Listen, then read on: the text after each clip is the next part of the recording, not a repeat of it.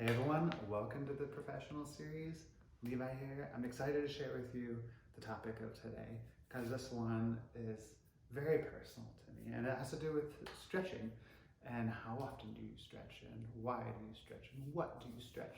I don't know about you and what your stretch routine looks like, but for me, sometimes I use it as therapy and really take time to dive and explore my body. But most of the time, I want to use it just to set the tone, set the stage, balance out my body, be ready for anything.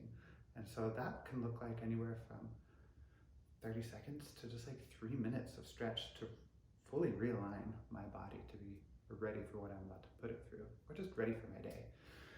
So, how do I do that? And also, I want to dive into when you're working with a client, how do you translate this kind of thing to them?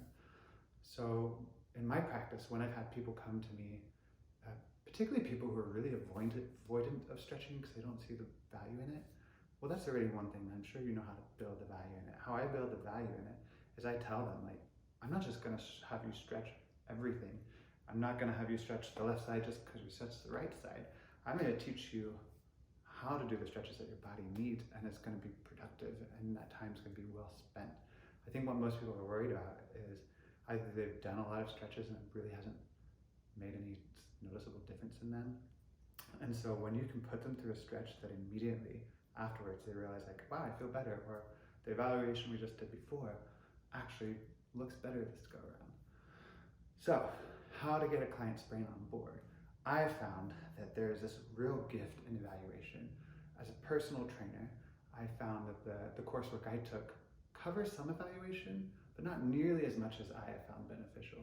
One of my incredible mentors, Carrie D'Ambrosio, and Carrie, if you're watching this, thank you for your awesomeness, has encouraged me to evaluate more often. And what that does is it lets me prove whether something, any given individual element is working for the person or it's not. And if it's working, is it working as strong and as powerfully as we want, or is there one that works more powerfully? So I'd encourage you when you're working with someone through their body, after you do a visual assessment, and if you don't know how to do those, check out some of our other videos that cover those because we will be covering a lot of that content. But in your visual assessment, if you're drawn to, let's say, the hips, okay, so we're gonna stretch the psoas, we're gonna engage the glutes. But before we do that, let's put them through a movement that helps them get in touch with where the movement is at that time. And as a professional that you can gauge, okay, you're here, let's see where you're at after, and let's see if there's improvement. So you do the pre-assessment, you do it for you, and you do it for them. So find a way for them to connect to it. Then you do the stretch. Let's say for the psoas, you're having to do the stretch, you're holding it. Now I'm getting into how long do we hold it. So minimal effective dose is what I'm going for. If you know in medicine, there's a certain dose that's not going to do anything, and then at some point, the dose actually works really well. And then afterwards, it's like you have diminishing returns, and maybe afterwards it kind of becomes toxic. So minimal effective dose, I like to apply to stretching as well. So we're isolating the movement, we're taking some deep breaths, and the moment I see that air begin to really melt, and you'll see it because physically you'll see the body kind of relaxes around it or it moves a little further. I take about a beat or two or a breath or two into that melt, and then that's it.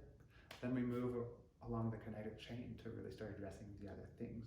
Or we can tap into the opposing muscle and get them now start engaging that muscle, now that neurologically the front or the opposing muscle isn't fighting you so much.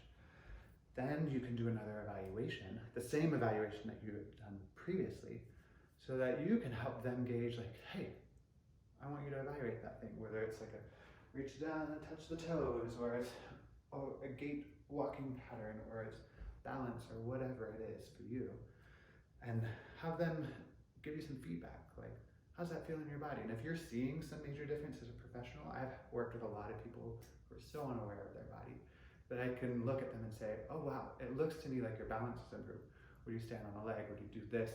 And help them get in touch with that beneficial change. And once they get in touch with it and they realize like, we just did that stretch for 15, 30 seconds, and that made that much of a difference, well, all of a sudden, I've won over a believer in stretch. And all of a sudden they know like, oh, I did that myself. That guy wasn't even hands-on, so he wasn't creating the difference. And I can do this at home. I can get myself out of pain at home. And so that's when it comes up like, well, how often do I need to do this? Some people are going home and like, I'm gonna do this all the time. And some people are like, I'm not used to stretching, but I hear you gotta stretch for like 30 minutes or an hour.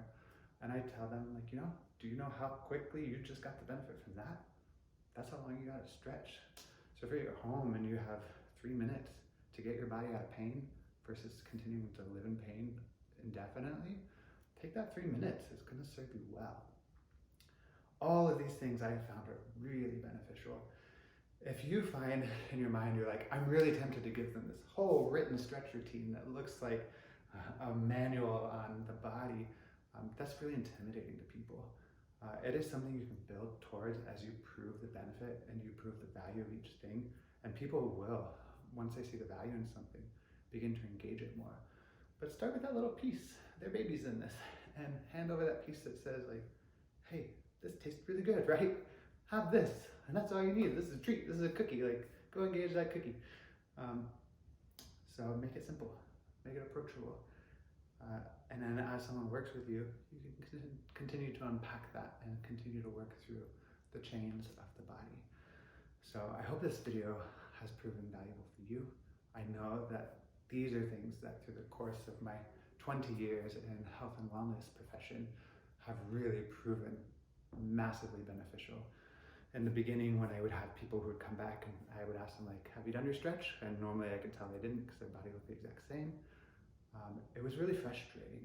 But now when people come back to me, I've worked with these sorts of methods, like they come back excited and they come back have already progressed their body forward. And so we get to work on the new stuff, which for me is exciting as a professional. So if you've liked this and found some value, please give us a subscribe. If you know someone who would benefit from this kind of value, then share this video with them. There is a lot of great knowledge in this, things that to be used to learn.